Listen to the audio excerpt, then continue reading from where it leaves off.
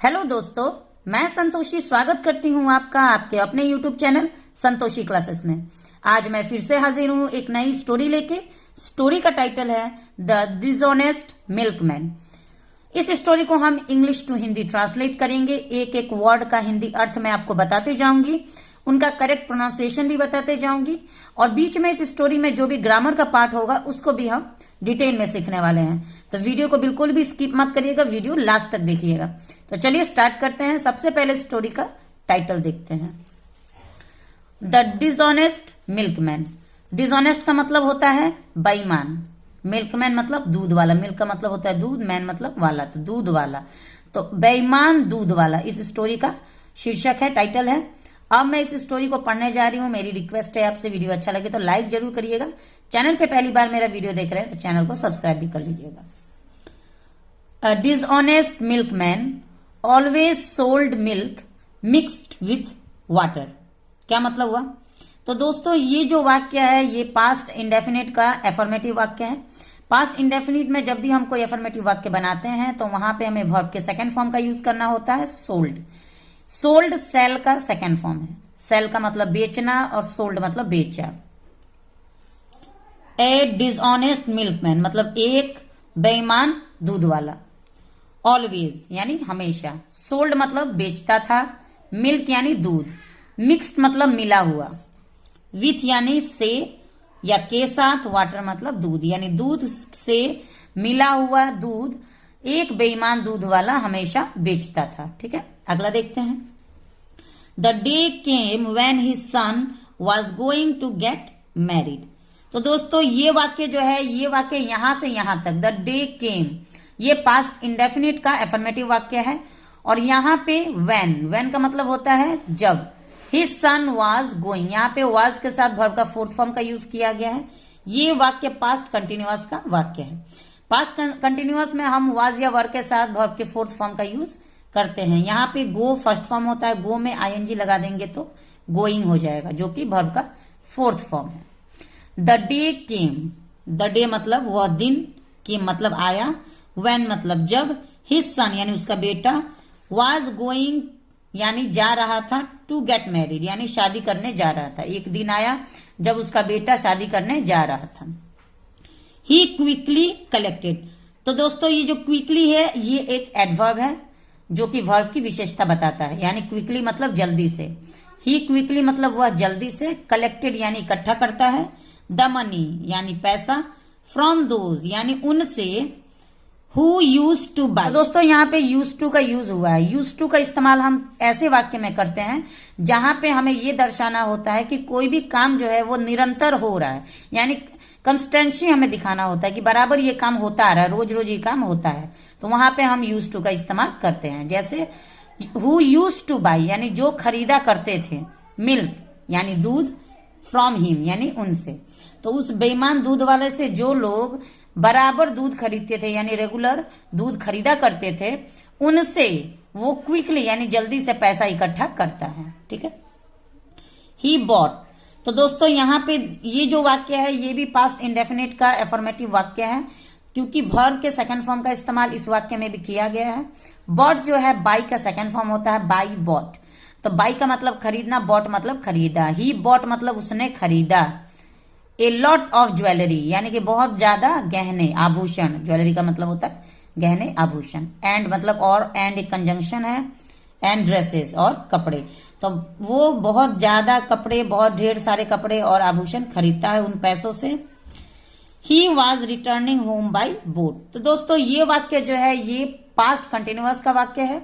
Past continuous में हम was या वर के साथ वर्ब के फोर्थ फॉर्म का इस्तेमाल करते हैं।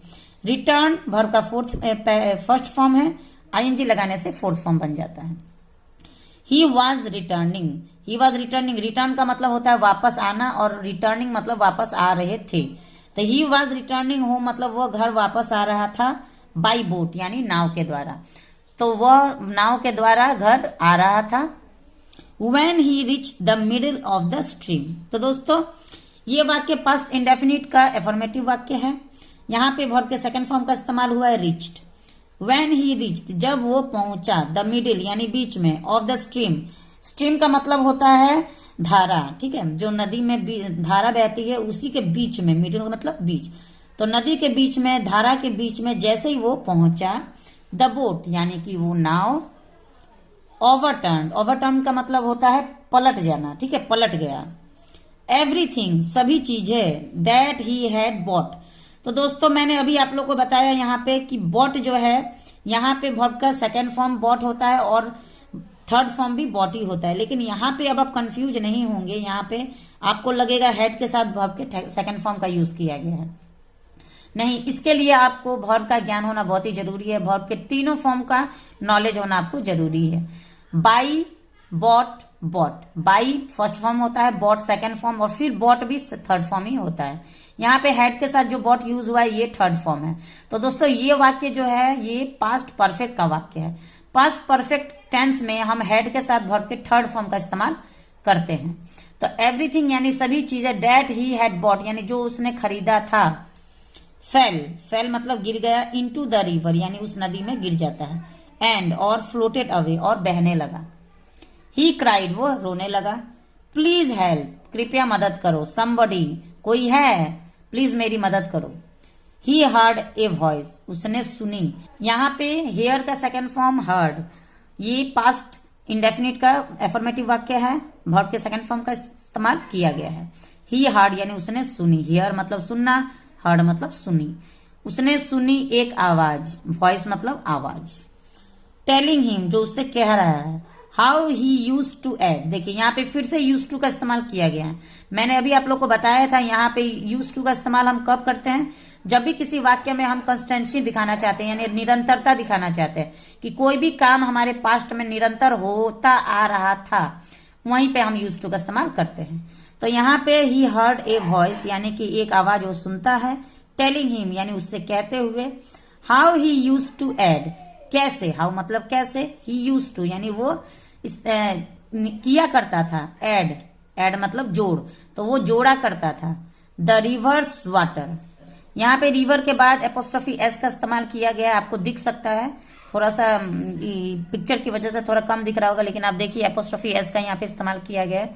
एपोस्ट्रोफी एस का मतलब होता है का के की, रिवर्स वाटर का मतलब हुआ नदी का पानी, टू द मिल्क उस दूध में।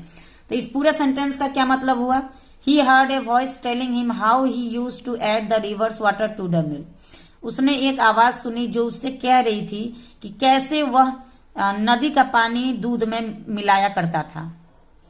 ही रियलाइज हिज मिस्टेक, उसे एहसास हुआ अपनी गलती का, हिज मिस्टेक मतलब अपनी गलती का, रियलाइज मतलब एहसास हुआ। एंड और प्रॉमिस्ड और वादा किया, नेवर अगेन कभी नहीं फिर से, टू डू रॉन्ग कि वो कुछ गलत करेगा। तो यहाँ पे इस सेंटेंस का मतलब हुआ कि उसे अपनी गलती का एहसास होता है और वो वादा करता है कि दोबारा वो गलत काम नहीं करेगा। तो ये एक दूध वाले की, एक बेईमान दूध वाले की स्टोरी थी जिसमें हमेशा दूध में वो पानी मिला के बेचा करता था, जो कि हमारे समाज का भी सच बन गया है। आज अगर हम कहीं दूध लेने जाते हैं तो दूध में अक्सर बहुत मतलब 90% दूध में हमें पानी ही देखने को मिलता है। तो ये ऐसा नहीं करना चाहिए, दूध में जो हम पानी मिलाते हैं वो एक गलत बात होता है। तो ये गलती ये भी बेईमान दूध वाला करता था, जिसकी वजह से उसका जो भी पैसा जो उसे मिला था वो दूध बेच के वो फिर पानी में ही बह गया, वो पानी मिला के पैसा कमाया हुआ धन पानी में बह गया। Moral of the story is everyone suffers from their misdeeds one day, सभी सफर्स मतलब खामियाजा भुगतते हैं, फ्रॉम देयर मिसडीड, मिसडीड का मतलब होता है कुकर्म, वन डे मतलब एक दिन, तो सभी अपने कुकर्मों की सजा या खामियाजा एक दिन जरूर भुगतते हैं और उन्हें भुगतना ही पड़ता है, तो इसीलिए भुगतना ही पड़ता है। तो आज की स्टोरी आपको कैसी लगी, उम्मीद है स्टोरी अच्छी लगी हो। हर स्टोरी में हमें कुछ ना कुछ अच्छा सीखने को मिलता है। बेईमानी हमें नहीं करना चाहिए, बेईमानी का धन कभी रास्ता नहीं है, वो बेईमानी में ही चला जाता है। तो मिलते हैं नेक्स्ट वीडियो में एक और इंटरेस्टिंग स्टोरी के साथ। उम्मीद है आपको मेरे पढ़ाने का तरीका अच्छा लगा होगा, अगर अच्छा लगा हो तो प्लीज लाइक जरूर कर दीजिएगा, मेरे चैनल को सपोर्ट करिए और मेरे चैनल पे बने रहिए। मिलते हैं नेक्स्ट वीडियो में एक और इंटरेस्टिंग टॉपिक के साथ, तब तक के लिए thanks for watching the video, have a nice day.